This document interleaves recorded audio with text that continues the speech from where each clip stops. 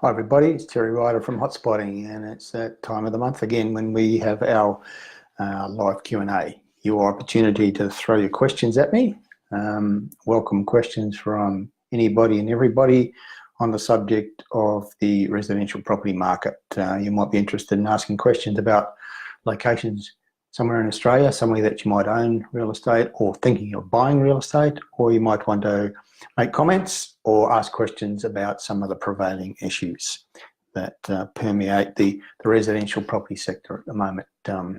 Please type in your questions in the panel underneath the image that you're currently looking at, and they'll come up on my screen and I'll do my best to answer them. If you've got questions about location, it is helpful if you can give us a little bit of context rather than just ask, what do you think of X suburb? Perhaps give me a clue.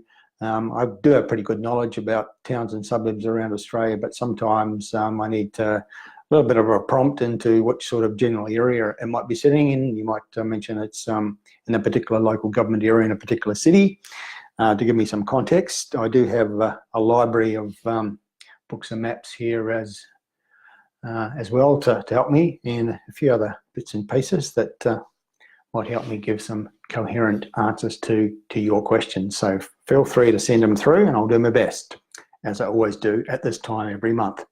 So for the next 60 or 75 or maybe longer minutes, I'll be answering your questions, type them in. While we're waiting for the first questions to come through, I want to talk a little bit about what's happening with prices, generally speaking, in major markets around Australia, because we have, as usual, some very bad reporting of this issue in mainstream media. You will have seen, if you tune into newspapers and other forms of mainstream media, you will have seen headlines such as house prices falling across Australia. And those sorts of headlines are pretty common at the moment. And the other thing about them is that they're completely and utterly wrong. We don't have house prices falling across Australia. What we do have is the average situation for the capital cities being dragged down by the decline in Sydney, because Sydney is such a big city. So such a big percentage of capital city Australia, that if Sydney's falling, then you can be pretty sure that the national average for price growth will actually be slightly in the negative. And it is, according to one source anyway, it's about -2% for the last 12 months. But that doesn't mean prices are falling everywhere. In actual fact, quite the opposite is true. In most of our capital cities, prices are still higher now than they were 12 months ago, quite strongly so in Hobart, solidly so in Canberra, and moderately so in places like Melbourne and Brisbane and Adelaide. Then in regional Australia, the average situation is a net rise. The average situation for house prices in regional Australia is a small increase, but that disguises the fact that there are cities where there's some very strong price growth, and they would include places like Newcastle, Geelong, the Sunshine Coast, Launceston and Tasmania, Ballarat and Victoria, and other places where there's very strong price growth happening right now.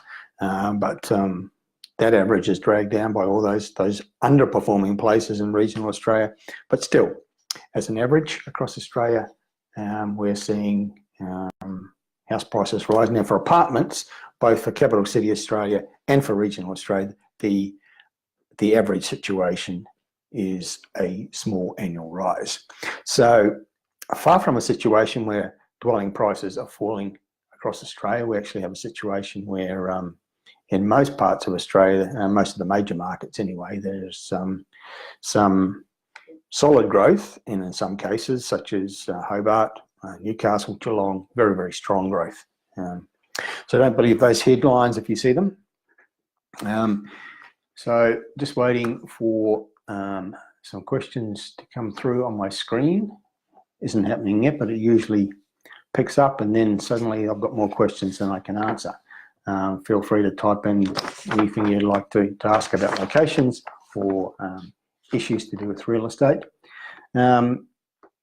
Another issue about price that's getting a lot of airplay in media at the moment is the tendency of economists working for some major organisations like the big banks or the international ratings agencies or other organisations, specialist forecasters to put out forecasts of what's going to happen with prices in Australia, and they tend to generalise and treat Australia as a single market, which is very unhelpful because Australia doesn't have a single property market. It has lots of different markets, and we have lots of regional differences. We've got one city rising very strongly, where another city might be going backwards, and that's certainly been the case over the last 4 or 5 years that Sydney and Melbourne have been rising strongly, but Perth and Darwin have been going backwards, and some of the other places have been pretty much stagnant or only rising moderately.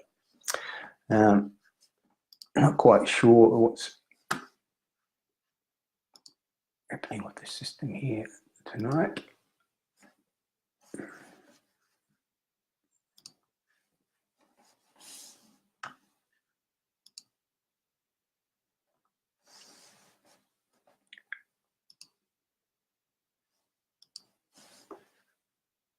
Sorry, excuse me a minute. I'm just playing with the system here. The questions are not coming through in the usual manner. And I'm wondering why not. Okay.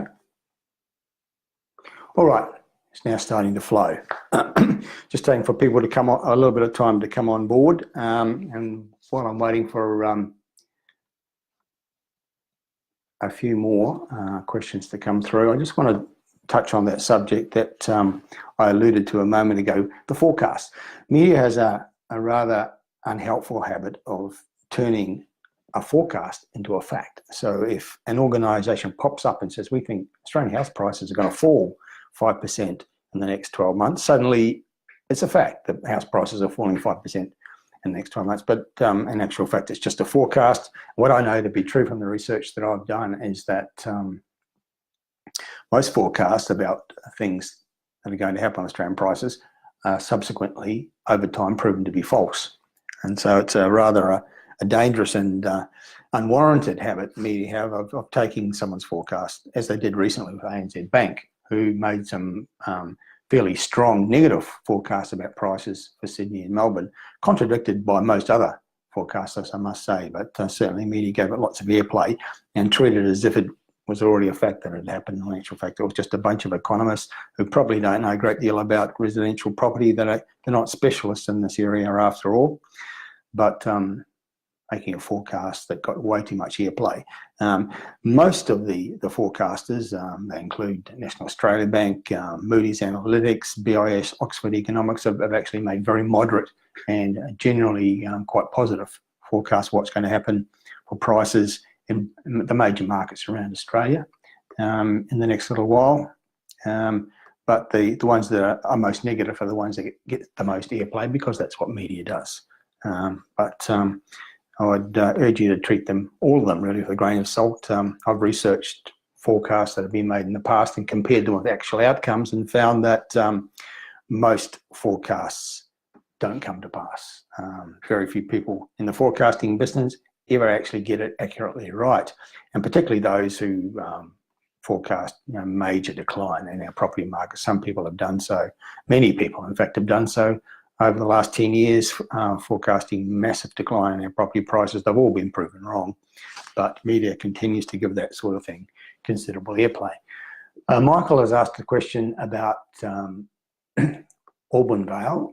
As I said earlier, Michael, it's a little bit helpful. Could be helpful if you could just give me a little bit of context. There's more than one Auburn Vale in Australia, and it would be helpful to know exactly a little bit more about the location that you're talking about. So if you could just type in a bit more information, Michael, about the particular Auburn Vale you want to know about, I'll see if I can be helpful. We have some action in the Perth property market, and it's been a while since we've seen any growth in that market, but the evidence is strong that a recovery is underway. That's why we tend to refer to Perth as the city of opportunity, because prices are down after 4 years of decline, but they're now starting to move. And one of the bits of evidence of that's actually happening is that the top end of the Perth property market is on the move. And that's often the first sign that a growth cycle is underway. Often, not always, but often, a growth cycle in a particular location, a major city, starts at the so-called prime end of the market, the $1 million suburbs, and over time it ripples out to the middle ring and then to the outer ring areas laterally. We've seen that happen in Melbourne over the last several years, and also in Sydney. It started in the inner areas and rippled out. So we're now starting to see some pretty substantial price uplift in markets in Perth, and I think it's a further sign that those markets are on the move. So all of a sudden, there's lots of questions coming through, and it's taken a while for some glitch in the system. For a while there was nothing, and I was beginning to think that nobody is watching, and all of a sudden I've got way too many questions to answer. So the first thing I'm going to do is just consult my book of maps. Michael is asking about Auburn Vale, and I think he's referring to a suburb in the Brimbank local government area in the western suburbs of Melbourne, the Sunshine Precinct, as I sometimes refer to it, because this has been one of the most remarkable growth markets during Melbourne's property boom. A cluster of suburbs, various Sunshine North, we've got Ardere, we've got Deer Park, we've got Canley, Albion, Braybrook, and also Auburn Vale that Michael's referring to. That cluster of suburbs has had some of the biggest price growth in percentage terms than anywhere in Melbourne's seen. And it's happened because until the recent growth, it was very affordable. It's now a little bit less affordable, although still at towards the lower end of the price ranges in Melbourne, but it's had exceptional growth in the last 3 years in particular. Because of its affordable, good transport connections, good infrastructure. There's, that general area has a major hospital, university campuses, big transport interchange, quite proximate to the centre of Melbourne, and affordable real estate. So it's done very, very well, Michael, and like most parts of Melbourne, that cycle is pretty much over, but I think suburbs like that are going to continue to be solid going forward. It has, lots of qualities. It's got, for example, it's close to a major campus of Victoria University. That kind of infrastructure is always important. It's got good transport links, all of the things that make prices grow over time. So not a bad place to own real estate. I've got a question here. There's much talk about the housing market collapsing or going backwards, the banks tightening their loan requirements and the changes to... Yeah. Okay, what are my thoughts about that? Look, when you see articles in media about markets collapsing, I mean, just disregard it. I mean, it's just media talk. Media sensationalizes. They can't just simply report honestly and in a balanced and fair and informed way. Also, it's a factor that most of the people writing articles for our major newspapers about real estate don't actually know anything about real estate. They're not experts. They're just looking for a cheap headline. And if someone sends in a press release predicting a collapse in our markets, they'll lap it up like a hungry dog and throw it in the paper with a sensationalist headline. There's no chance of our markets collapsing. We're going to see in the biggest cities some price correction. We're actually seeing that now in some parts of the Sydney market and some parts of the Melbourne market. There's no doubt that the lending environment has become tighter and more difficult recently. We've seen that before in recent years. Whenever APRA's made one of its announcements, there's been a period of adjustment in the finance community with the banks and other lenders, and then things have got back to normal. Now we've got the Banking Royal Commission causing banks and other lenders to sort of tighten up their criteria, but it will settle down and things will get back to relative normality quite soon. So I don't think there's any risk of property markets collapsing or anything like it. We're just going to see the normal, I think, moderate correction that we see at the end of a growth cycle in Sydney and Melbourne. Meanwhile, Other cities are growing. Hobart's very strong. Canberra's moving forward. I expect Brisbane and Adelaide to do likewise, and Perth's coming into a recovery phase. And in regional Australia, we've got some really strong markets. That's one of the big stories in Australian real estate at the moment, the strength of some of the regional markets. And it's something that investors should be a little bit more aware of, I think. Miriam asked, do you have any tips for renegotiating a reduction in interest rates with an existing lender, aside from threatening them to take your lending elsewhere? Well, Miriam, I think you should threaten to take your business elsewhere if they don't give you a better interest rate. If you find that the interest rate you're paying is higher than is on offer elsewhere, then your first step should be to go to your existing lender and give them the opportunity to give you a better interest rate. The problem is, in the lending industry, that the banks tend to treat their new customers way better than their loyal existing customers. There's no loyalty in the lending industry at all. Once they've got you as a customer, they take you for granted, and they'll offer the best deals for people who come along as new customers. And that's why so many people are refinancing now. But I think it's helpful, Miriam, to get a good mortgage broker on your team, make you aware of the best deals that are out there, and on your behalf, the mortgage broker can go to and negotiate with your existing lenders, make them aware that you will take your business elsewhere unless they give you a better deal. And sometimes they comply by cutting your interest rates because they don't want to lose your business, and others who are arrogant or stupid or complacent will just let you go. But it's not that difficult to refinance and get yourself a better deal. You should be prepared to do that. But I think it's a good idea to find a good mortgage broker and be aware of all the deals that are available in the market right now, because it's a changing landscape. It changes almost every day. There's always good deals on offer. There's strong competition, even though most of the media talk is about the banks tightening up and the lending environment becoming tougher. And there's a certain amount of truth in that, but nevertheless, lenders are in the business of lending, and they don't make any money if they're not making loans to people like yourself. So it's a competitive environment, and there's always deals on offer. And you should canvass the whole market, the whole lending market, and see what's on offer by talking to a good mortgage broker. And if your existing financier won't give you a better deal, then take your business somewhere else. So Joel is asking, what are your thoughts on the Northern Rivers market? And you name in particular Lismore and Ballina, and ask, are they warming up? And Joel, I actually think they are. And one of the things we do, which most people in real estate research don't do, and I think this gives us a bit of an edge, is that we monitor sales volumes. We get quarterly data from a reliable source, and we get the sales figures for every town, suburb, location in Australia. And we look at the patterns. And one of the patterns I've noticed in our latest analysis is that markets like those that you mentioned are actually starting to move. Lismore seems to be quite an active market, and so does Ballina. I wouldn't say that they're moving towards an outrageous boom, but certainly those markets have seen increased activity. I've particularly noticed that about Lismore over the last, say, 6 months.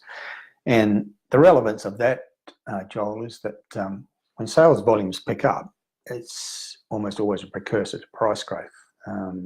Or to put it another way, if there's an area where there's price growth happening, it was preceded by an uplift in the number of sales happening, because that's the way markets work.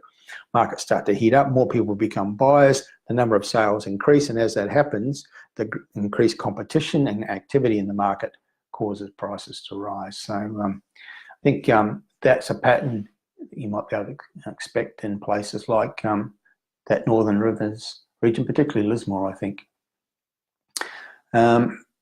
Trent is asking a question. What would your choice for an IP investment property, either around Moreton Bay, Queensland, close to the beach, or suburbs inland, a bit more closer to Brisbane, around the same distance? Look,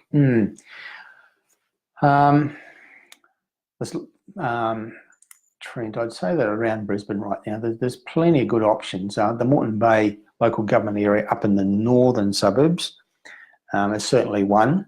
that you would justifiably have a look at. I think there's a number of different precincts to consider. The Redcliffe Peninsula, which is part of the Moreton Bay local government area, is worth considering because it's, as the name suggests, peninsula, surrounded by water, lifestyle, but very affordable for a water-based residential environment, and its prospects have improved with the opening in the last few years of the rail link down to central Brisbane. That's one precinct. Then you've got a little, not too far away from there, suburbs like Deception Bay, more affordable again, a little bit down market, but gradually sort of lifting its standards and profile. And there's opportunities to buy properties there where you've got a house on land, but the zoning allows you to build something extra on it as well. So there's opportunities like that. Then you've got around sort of Caboolture, Morayfield, lots of existing infrastructure on the rail line, on the motorway, affordable, you know, all the sort of amenities, services and infrastructure that buyers generally look for.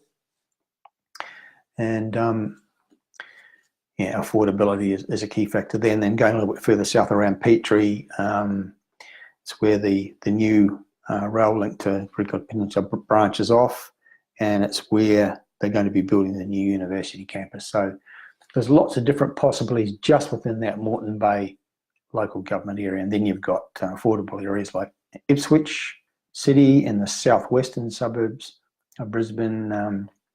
Again, affordability, transport links, big jobs nodes, evolving infrastructure, master plan communities which are raising the standard and bringing new infrastructure into the area. All of that's happening.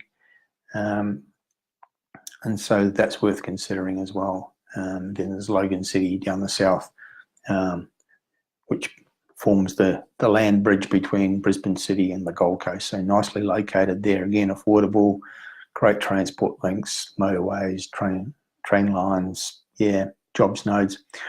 So there's three sort of affordable areas of Brisbane, with affordability a key issue, with good rental yields and other factors. They're all worth considering.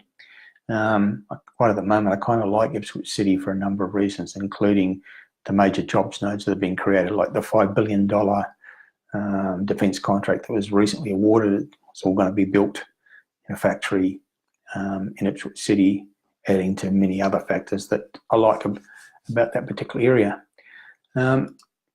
Something, as I said earlier, there's a bit of a glitch, it seems to me, in the system tonight, that we've got a big surge of questions and then it just stopped. Something's not working the way it's supposed to be working. What a pain. I'm not quite sure how to make a difference with it. Give me a moment.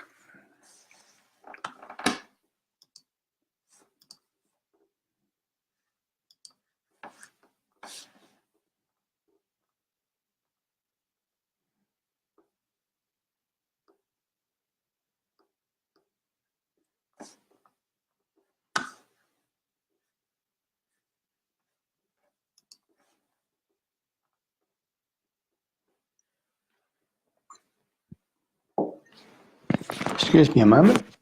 I'm going to go to another computer and just see if something different's happening there. You're going to be looking at a blank screen for 10 or 15 seconds. I'll be back in a moment.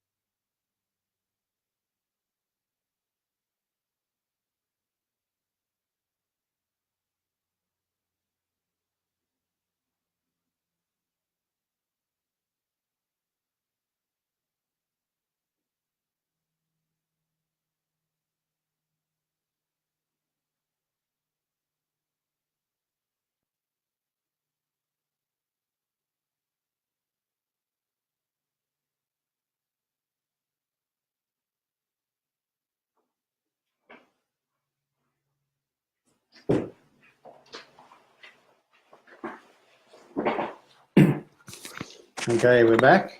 I'm not sure the situation has improved a great deal, but anyway, we're going to box on. Sometimes the technology just doesn't cooperate. So Anne is asking, what are your thoughts on the Toowoomba area? And I've got lots of thoughts on the Toowoomba area, and we've actually just written a report on that area, and the reason is because the question you ask is a question we get asked a lot. We seem to get more questions about Toowoomba than almost anywhere else in Australia just lately. I'm not quite sure why that is, other than the fact that I know that it's an important city. It's had a lot of interest from investors in the past.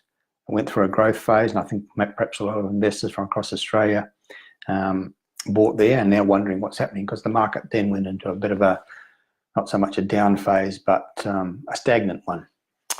So we've just written a report. It's available on the Hotspotting website on the location reports page. We only just uploaded it this week, in fact.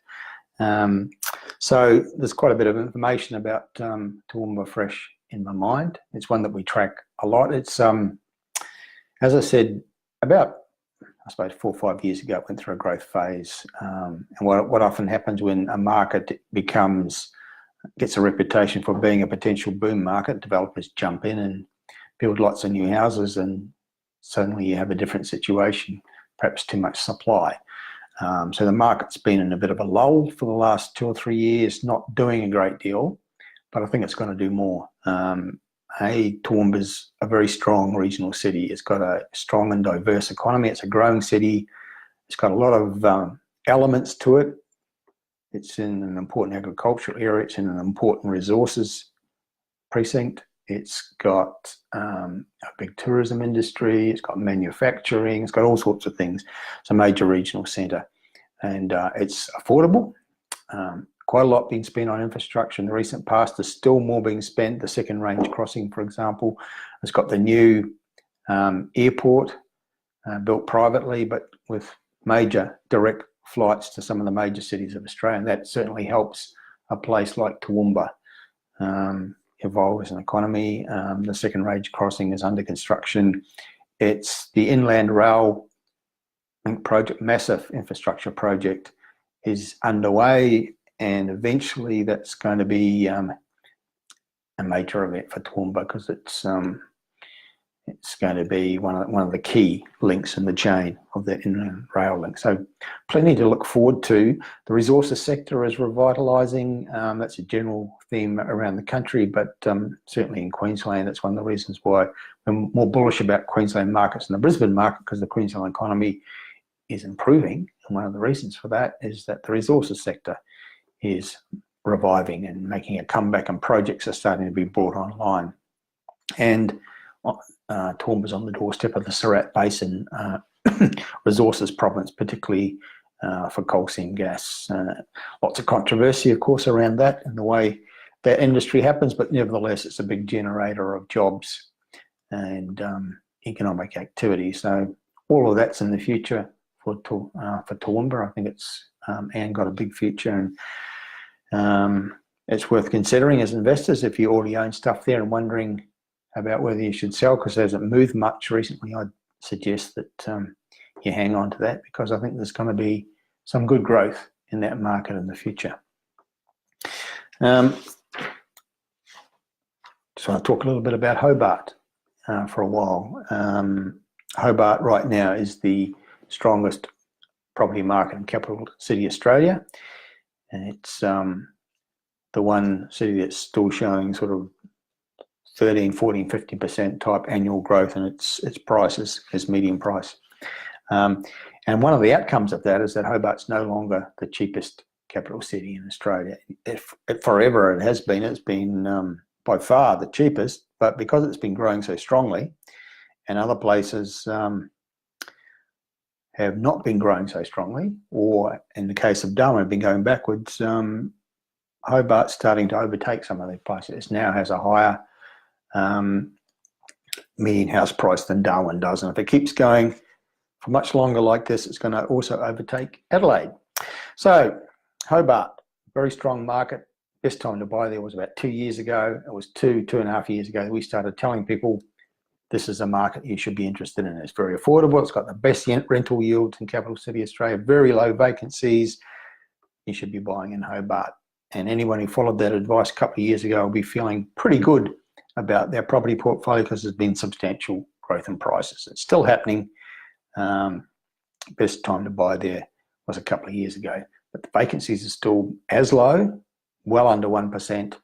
Opportunities to perhaps buy some land and build some houses because there's a general shortage in that market.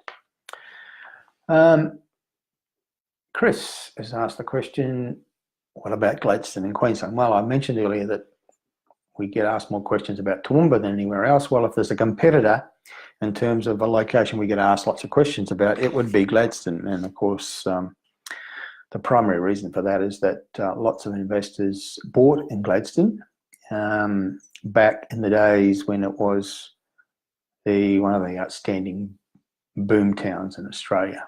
And again, as I mentioned with Toowoomba, but more so with Gladstone, because it was booming as much as it was, and because they had these 3 massive gas projects under construction at the one time, tens of thousands of jobs, $60 billion worth of investment, rather inevitably, I suppose, developers piled in there and built lots of new houses and lots of new apartments, and probably didn't fully appreciate that most of the people working on these big gas projects were going to be staying in accommodation camps set up